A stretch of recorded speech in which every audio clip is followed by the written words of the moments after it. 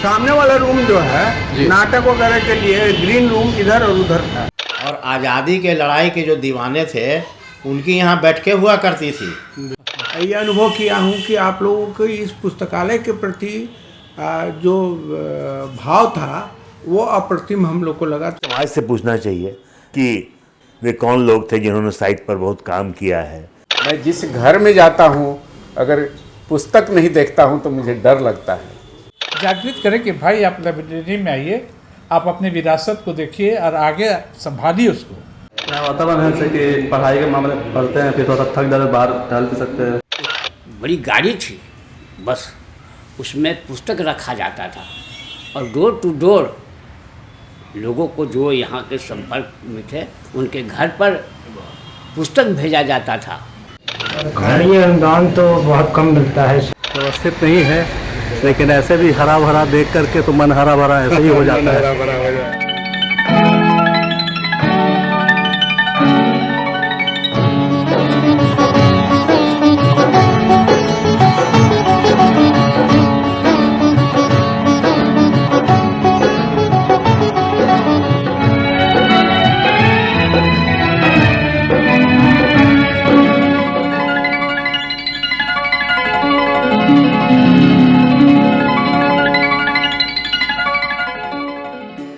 किताबों की दुनिया की बात ही निराली है। ये किताबें ही हैं जो सींचती हैं मनुष्य को। किताबें ना हो तो पूरी दुनिया अज्ञान के अंधेरे में डूब जाए। यदि किसी देश की मेधा शक्ति की पहचान करनी हो तो वहां के इस ज्ञान के भंडार पुस्तकालयों को देखा जा सकता है। आज साइबर और कंप्यूटर युग में भी किताबों का महत्व कम नहीं हुआ है और तकनीक चाहे जितनी तरक्की कर जाए वो पुस्तकों का स्थान कभी नहीं ले सकती। छपे हुए शब्दों की ताकत ही कुछ और होती है। बिहार में तो पुस्तकालयों का बड़ा समृद्ध इतिहास रहा है। प्राचीन नालंदा और विक्रमशिला विश्वविद्यालय का जो ग्रंथागार था वो इतना समृद्ध था कि पूरी दुनिया उससे ज्ञान प्राप्त कर सकती थी। यही कारण है कि बख्तियार खिलजी जैसे आक्रमणकारी ने सबसे पहले भारतीय सभ्यता, संस्कृति और ज्ञान के उस अक्षय कोश को जलाने का काम किया। पर हमारी संस्कृति की नींव इतनी मजबूत है कि हस्ती मिटती नहीं हमारी।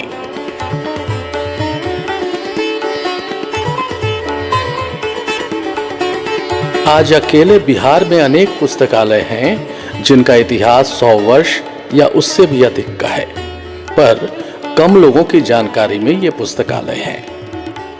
यदि हम सिर्फ पटना की ही बात करें तो यहाँ चैतन्य पुस्तकालय, भरतपुरा पुस्तकालय, खुदा बख्श लाइब्रेरी, सिन्हा लाइब्रेरी और बिहार हितैषी पुस्तकालय प्राचीनतम पुस्तकालयों में से एक हैं।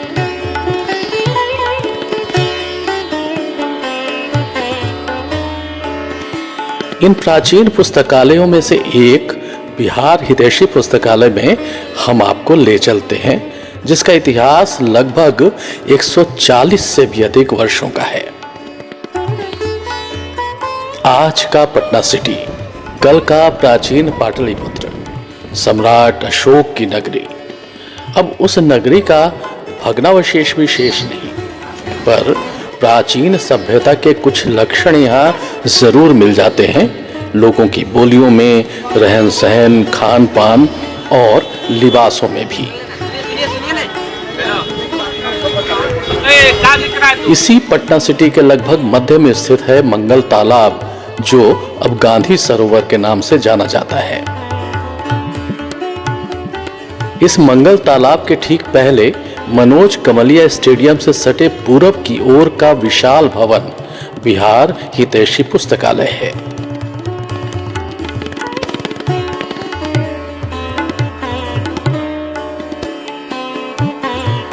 इससे दक्षिण पूर्व जाने पर लगभग 2 किलोमीटर की दूरी पर पटना साहिब रेलवे स्टेशन है, जहां लगभग सभी प्रमुख ट्रेनों का ठहराव होता है।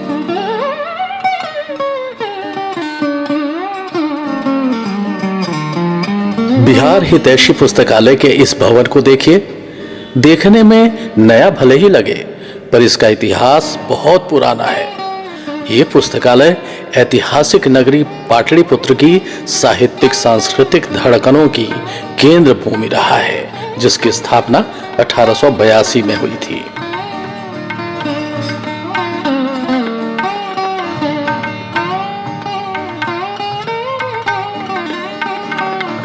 अब चलिए इस मुख्य द्वार से होकर भवन में प्रवेश करते हैं। हम लोग पहुंच चुके हैं अभी मंगल तालाब स्थित बिहार हितैषी पुस्तकालय, जो कि 100 साल से भी अधिक पुराना पुस्तकालय है। अब यहाँ से लोगों का आना जाना भी शुरू है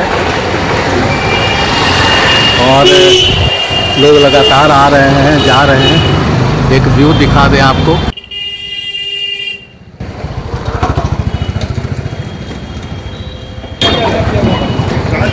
ये गांधी सरोवर दिख रहा है आपको।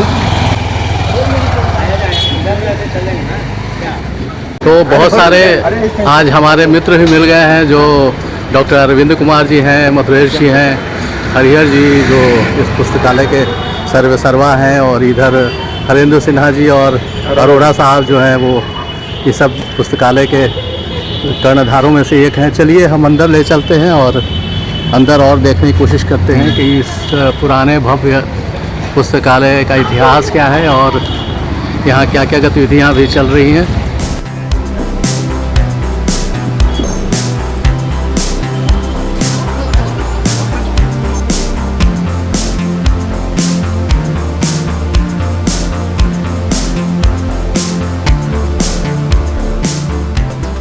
सन 1882 में इस पुस्तकालय के बीज को राय साहब नारायण प्रसाद जी ने अपने श्रम साधनों से सींचकर पौधे का रूप दिया था। फिर सन 1893 में पटना नगरपालिका ने पहली बार अपने अनुदान से पुस्तकालय की सेवा में लगे लोगों में से सरफराज हुसैन खां साहब को पुस्तकालय के अध्यक्ष पद के लिए चुना। इसके बाद सन 1895 ईस्वी में तत्कालीन जिलाधिकारी मिस्टर हक्स ने पुस्तकालय के भवन की आधारशिला रखी और 30 अगस्त 1887 को बिहार हितैषी पुस्तकालय ने अपने नवनिर्मित भवन में प्रवेश किया। उस समारोह के मुख्य अतिथि थे तत्कालीन कमिश्नर मिस्टर बोल्डलेन। इसके बाद सन 1933 तक आते आते पुस्तकालय भवन के विस्तार की आवश्यकता महसूस की जाने लगी। तब तत्कालीन अनुमंडलाधिकारी राय मथुरा प्रसाद सिन्हा की अध्यक्षता में भवन निर्माण समिति का गठन हुआ, लेकिन 1934 के भीषण भूकंप में पुस्तकालय का मूल भवन क्षतिग्रस्त हो गया। तब बिहार उड़ीसा के तत्कालीन राज्यपाल जेटी स्टीफन इस प्राकृतिक आपदा की समस्या के समाधान में सहायक सिद्ध हुए। उन्होंने एक बड़ी राशि मुसीबत ज़दा लोगों को सहायता में दी।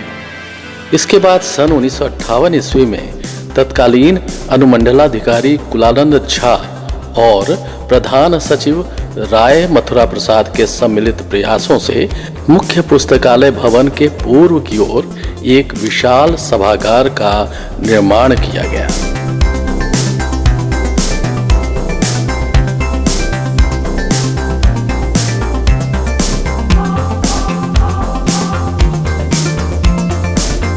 हमारे साथ है डॉक्टर अरविंद ने जानना चाहा कि यहाँ के पाठकों की रुचि किस प्रकार की पुस्तकों में है।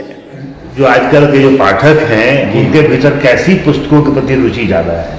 क्या वो साहित्यिक पुस्तकें पढ़ना चाहते हैं, वे अपनी विरासत को जानना चाहते हैं? पुस्तक पढ़ने वालों की है, लेकिन वो कमी है।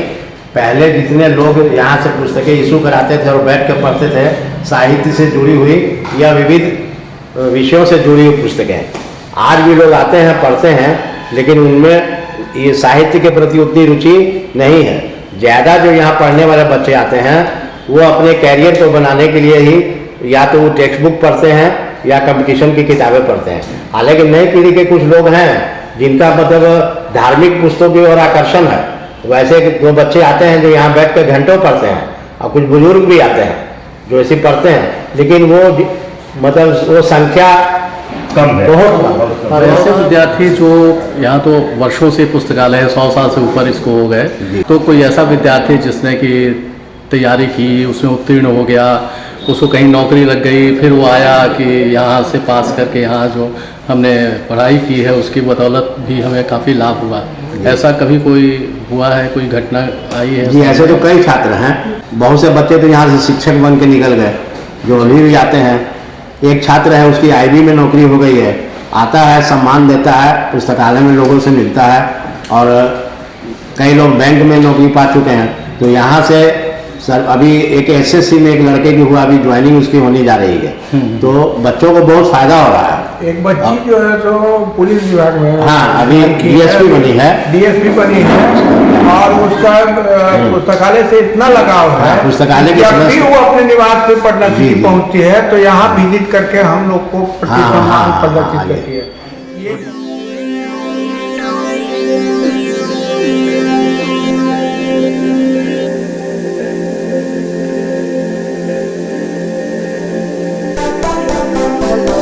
ये पुस्तकालय का नया कक्ष है। यहाँ पाठकों की और छात्रों की, प्रतियोगिता परीक्षा की तैयारी करने वाले छात्रों की संख्या इतनी ज़्यादा हो गई है कि जगह की कमी महसूस की जाने लगी थी। तो हमारे जो विधायक हैं, पूर्व मंत्री हैं, श्री नंद किशोर यादव जी से आग्रह किया गया था कि एक यहाँ कक्ष बनवा दें बड़ा सा, तो उन्हीं के योगदान से यह कक्ष बना है, और मतलब अप्रैल महीने ही में इसका उद्घाटन हुआ है। बच्चे इसका भरपूर उपयोग कर रहे हैं ये, और इसके आसपास का कैंपस बहुत सुंदर है, पीछे में पार्क है। इसी वाचनालय में पढ़ रहे छात्र शुभम कुमार ने बताया, इस पुस्तकालय में कब से आ रहे हैं? 7 महीने। अच्छा, तो आप किस चीज़ की तैयारी कर रहे हैं? बिहार दरोगा पोस्ट की तैयारी कर रहे हैं।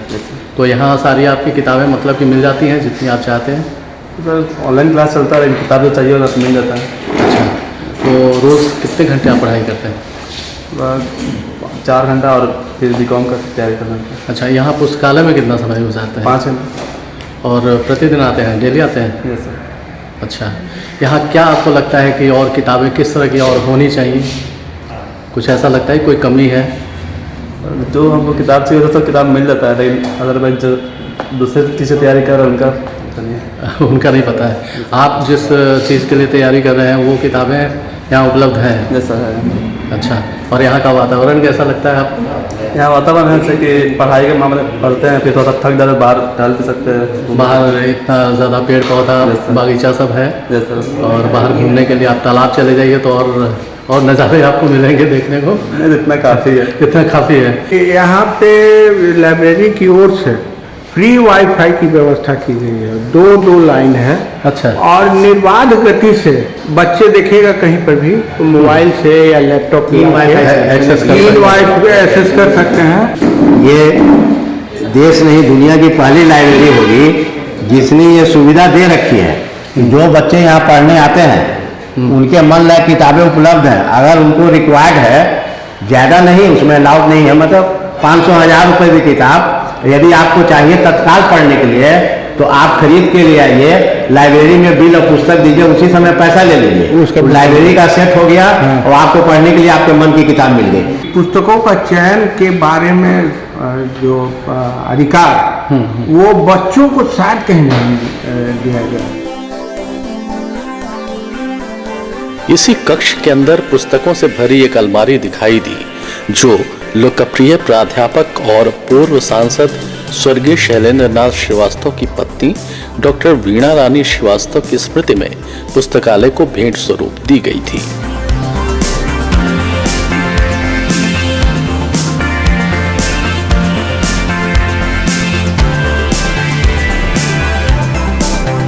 यहाँ छात्राओं की पढ़ने के लिए अलग से व्यवस्था है। एक कंप्यूटर कक्ष,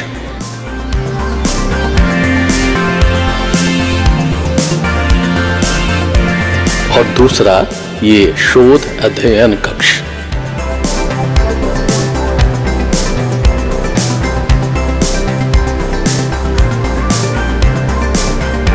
यहाँ के बारे में छात्रा निशी कुमारी बताती हैं। कब से आप आ रही हैं यहाँ इस पुस्तकालय में? 2-4 सप्ताह से आ रहे हैं। 2-4 सप्ताह से? Yes sir. तो किसी ने आपको यहाँ के बारे में बताया कि इस तरह का पुस्तकालय है? हाँ, मेरी कैसे दीदी पता ने- चला? मेरी दीदी ने। अच्छा, वो यहाँ आती थी? हाँ, तो अब 2-4 सप्ताह में आपको यहाँ आके कैसा लग रहा है? बहुत अच्छा लग रहा है। आप किस चीज़ की तैयारी कर रही हैं? जेईई मेंस की तैयारी कर रहे हैं। अच्छा, और किस कॉलेज से? कॉलेज में हम कॉलेज, अच्छा, ड्रॉप किया है। 12th के बाद। हाँ, जेईई। अच्छा, तो कितनी तैयारी हो गई है? अच्छी तैयारी चल रही है। किताबें यहाँ मिल जाती हैं जितनी ज़रूरत है? हाँ, मिल जाती हैं। कोई ऐसी किताब है जो नहीं मिली हो? ऐसा कभी पूछे नहीं है। पूछा नहीं है? नहीं। ज़रूरत होगी तो आप पूछ सकते हैं, यस। सर लोग हैं और बिल्कुल मंगवा देंगे, है ना? अब आइए इधर चलते हैं। ये कक्ष है यहाँ के पुस्तकालय अध्यक्ष श्री कुमार विकास पांडे। यहाँ बहुत सारी किताबें इनकी मेज पर मैं देख पा रहा हूँ और इसके बीच में ये गिरे बैठे हैं। विकास जी, आप कब से हैं यहाँ? यहाँ 2010 से मैं काम कर रहा हूँ। अच्छा, इसके पहले आप कहीं और थे? इससे पहले कहीं काम नहीं करते थे, अपना बिजनेस करते थे। अच्छा, तो लाइब्रेरी के बारे में जानकारी तो रखते होंगे आप, इसकी व्यवस्था के बारे में, कैसे व्यवस्था की जाती है, कैसे कैटलॉगिंग की जाती है, सब तो मालूम होगा? जी, वो सब आपने किया है? जी। कितनी पुस्तकें लगभग होंगी यहाँ? यहाँ लगभग 54,000 समथिंग। मैं जब पिछली बार 2008 में आया था तो उसमें 33,000 किताबें थी। On record. और ये बहुत बड़ी बात है कि कितना 13 साल 14 साल में अगर किताबों की संख्या लगभग दोगुनी हो गई तो ये आप लोगों का जाता है श्रेय कि आप लोगों ने कितनी मेहनत से और इकट्ठा की होंगी किताबें और उसको संभाला होगा, ये ज़्यादा महत्वपूर्ण है। एक सवाल मैं पूछूं, यहाँ की प्रशासनिक व्यवस्था कैसी है? बहुत बढ़िया। आप लोग ठीक से कोऑर्डिनेट कर लेते हैं, चला पाते हैं सब कुछ? जी, जी हाँ। क्योंकि सरकारी अनुदान तो मिलते नहीं है आजकल। सरकारी अनुदान तो बहुत कम मिलता है, साल में 30,000 40,000 लमसम मिलता है। क्या हम ऐसा महसूस करते हैं कि हमें एक ऐसा वर्कशॉप करना चाहिए जिसमें यहाँ के पाठकों को बुला करके शामिल किया जाए, पाठक में जो भी बैठते हैं लड़के लड़कियाँ, और उनसे कहा जाए कि अपनी विरासत को जाने, उसमें साहित्य भी हो, संस्कृति भी हो, इतिहास भी हो। हम ऐसे किसी भी शैक्षणिक कार्यक्रम का स्वागत करते हैं और करेंगे, करते रहेंगे। सीमित साधन में ये कैसे होगा, इसका संभावना का पता हम लोग लगाएंगे। निकट भविष्य में ऐसा कार्यक्रम आयोजित करने का प्रयास करें।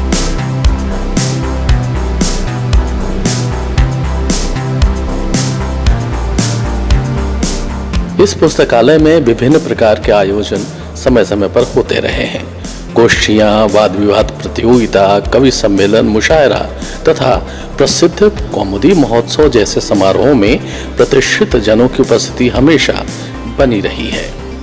जो भी पाठक यहाँ आएंगे या जो पुस्तकालय देखने के लिए आएंगे, उनको ये पता लगे कि यहाँ कौन कौन से कार्यक्रम होते रहे हैं। उन्हें मुख्य कार्यक्रम है यहाँ का कवि सम्मेलन।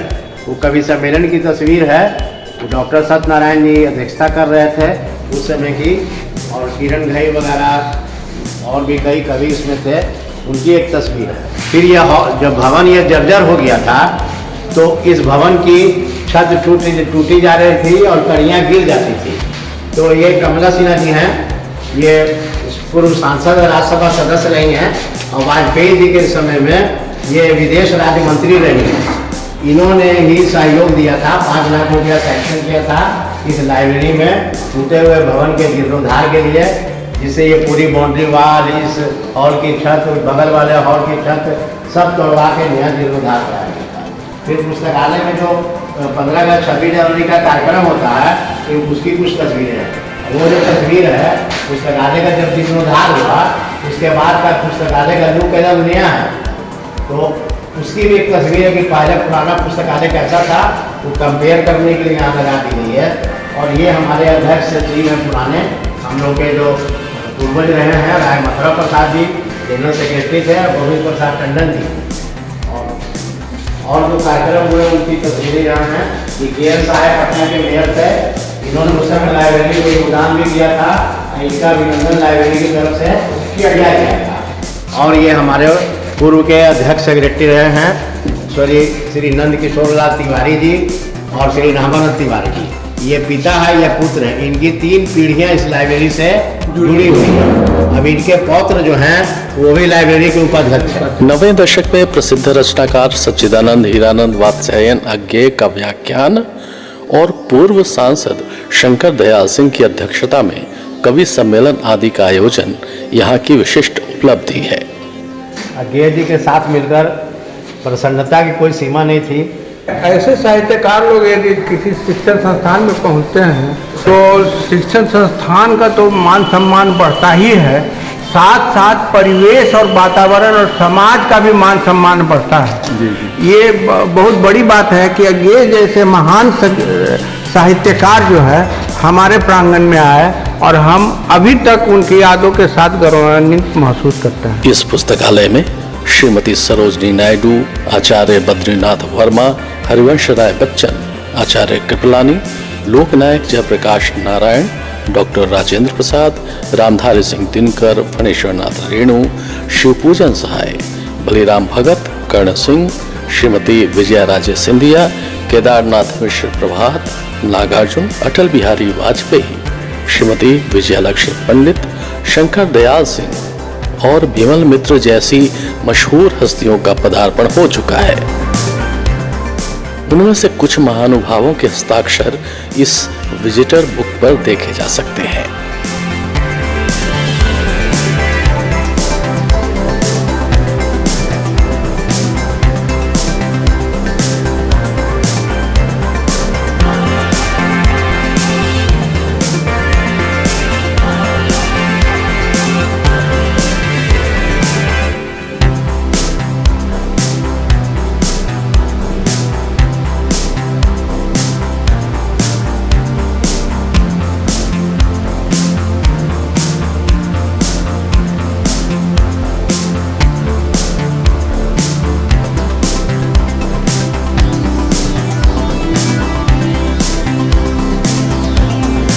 जनसाधारण में हिंदी का प्रचार प्रसार करने के ख्याल से शहर के नामी रईस बाबू खचरलाल जी अग्रवाल की कोठी हीरानंद शाह की गली में वाचनालय के रूप में बिहार हितैषी पुस्तकालय का जन्म हुआ था। पर बिहार हितैषी पुस्तकालय राय मथुरा प्रसाद की ही कृति कही जाती है, जो आज भी निरंतर नई ऊंचाइयों को छू रही है। इस पुस्तकालय का प्रांगण जैसे शांति निकेतन, यहाँ भी विद्यार्थी बाहर धूप में प्रकृति की हरितिमा के बीच कुर्सियों पर बैठे पढ़ते मिले।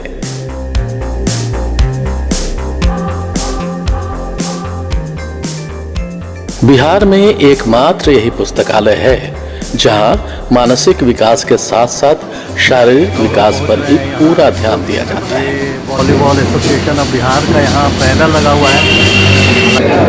बड़े बड़े समारोह और बड़ी बड़ी गोष्ठियाँ भी यहाँ हुई हैं। बैडमिंटन का नेट है और ये कोर्ट बना हुआ है यहाँ, तो कोर्ट हम दिखाते हैं आपको।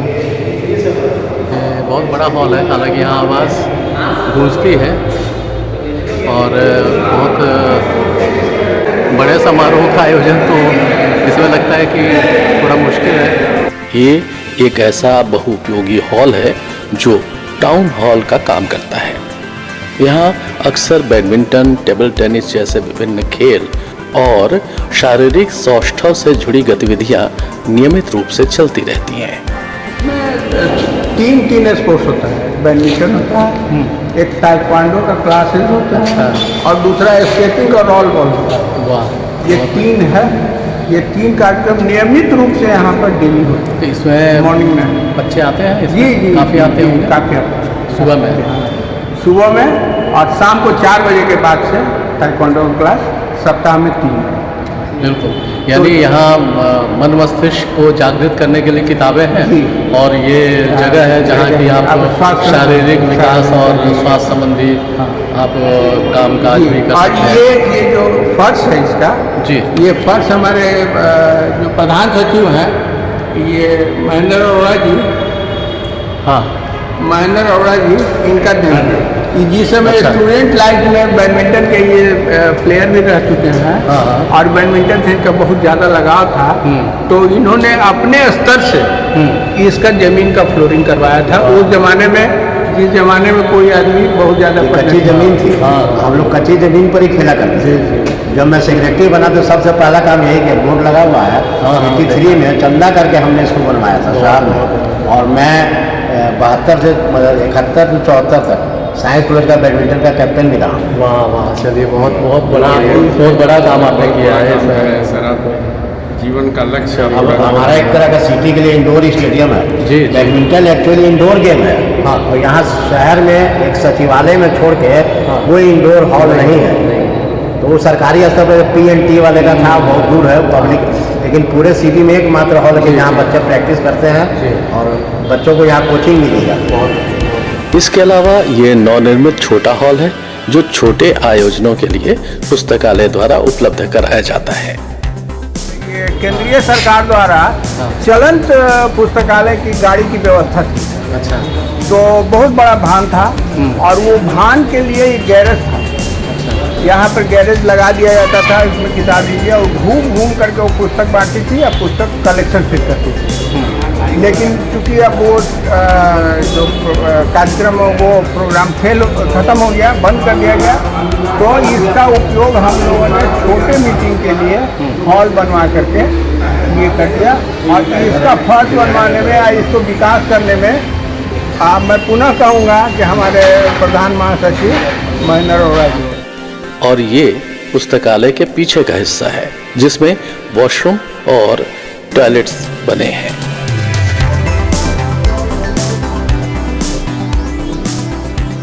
सामने वाला रूम जो है नाटक वगैरह के लिए ग्रीन रूम इधर और उधर है। अच्छा। ये सामने वाला रूम जो है ग्रीन रूम है, जहाँ कलाकार लोग अपना साज सज्जा हैं।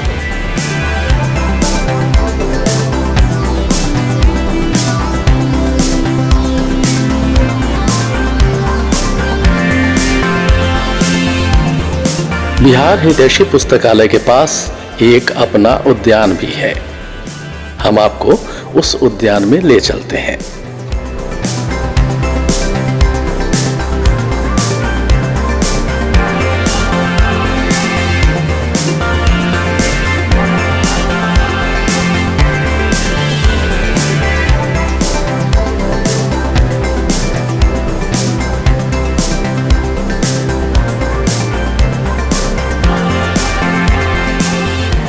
बहुत व्यवस्थित नहीं है, लेकिन ऐसे भी हरा भरा देख करके तो मन हरा भरा ऐसे ही हो जाता है। तो इसकी मेंटेन जब चीज़ें होंगी, बहुत सारे संसाधन, श्रम, सब कुछ लगता है, तो उसमें फिर क्या है कि जब व्यवस्थापकों के पास फंड की कमी हो, कोई आर्थिक सहायता नहीं हो, तो ऐसे में सब चीज़ों को व्यवस्थित कर पाना बहुत मुश्किल है। तो पुस्तकें और उनकी संख्या कैसे बढ़ाई जाए और विद्यार्थियों को किस तरह से लाभ पहुंचाई जाए, ये सब जब सामने लक्ष्य होते हैं तो फिर बहुत सारे जो गौण लक्ष्य हैं वो पीछे हो जाते हैं। तो यहाँ भी कुछ ऐसा हुआ है, लेकिन काफ़ी जगह है, काफ़ी यहाँ हरा भरा है। ये बाग, पुराने पेड़ हैं, यहाँ के बारे में बताया गया कि बहुत सारे पुराने पेड़ लगे हुए हैं। तो आप खुद भी देख पा रहे होंगे कि ये पेड़ चारों तरफ मेरे पेड़ ही पेड़ हैं और सब तरह के पेड़ हैं।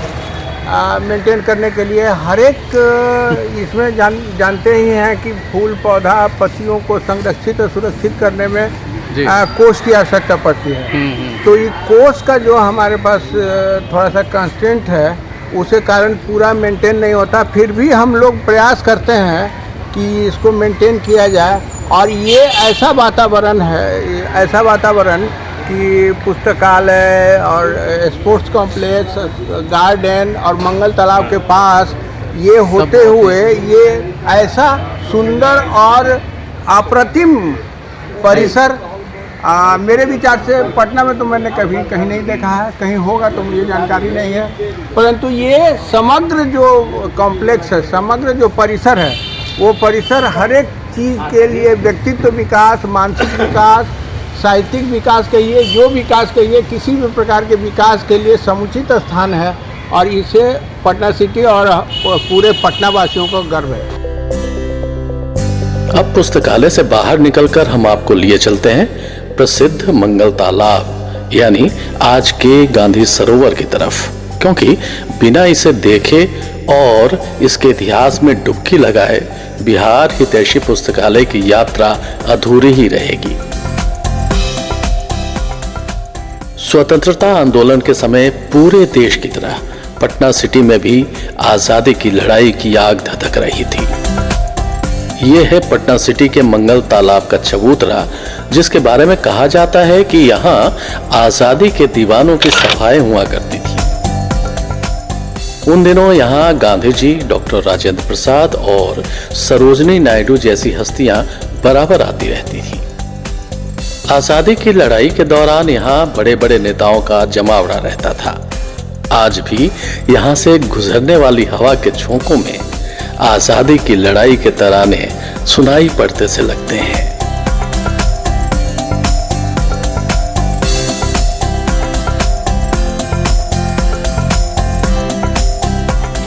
और ये रहा गांधी सरोवर का विहंगम दृश्य।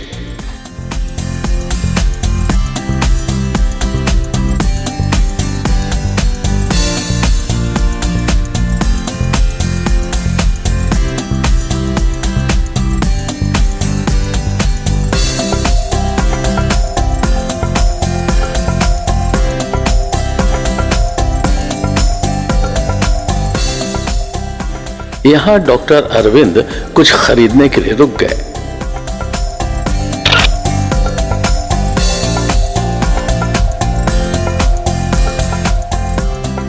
हमने निगाह घुमाई तो एक चीज पर नजर टिक गई।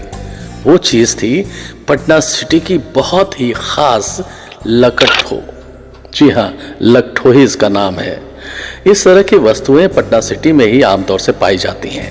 हालांकि आजकल सभी स्थानों पर ये उपलब्ध होने लगी हैं। 30 रुपये पाव है। लगा हुआ नहीं ना है, ये धूल है। धूल ना है, वो जुड़ रही है जैसे प्लास्टिक वाला ना, वो ऐसे ऊपर से।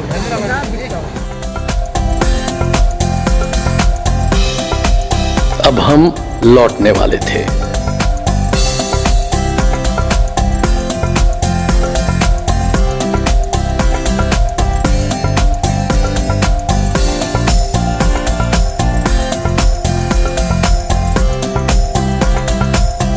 चलते चलते डॉक्टर अरविंद कुमार, मथुरेश नारायण जी और मैंने अपनी पुस्तकें लाइब्रेरी में भेंट स्वरूप श्री हरिहर सिन्हा और महेंद्र अरोड़ा जी को सौंप दी।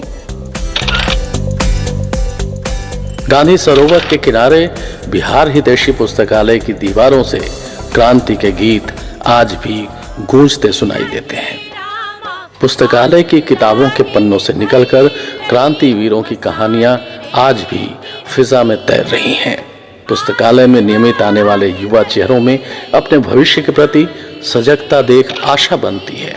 फिर एक अजाना संशय मन को घेर लेता है कि 2-4 समर्पित लोगों ने जिस प्रकार इस अमूल्य निधि को अब तक सहेजा है, क्या आने वाले समय में ये इसी प्रकार सुरक्षित और संवर्धित रह पाएंगी?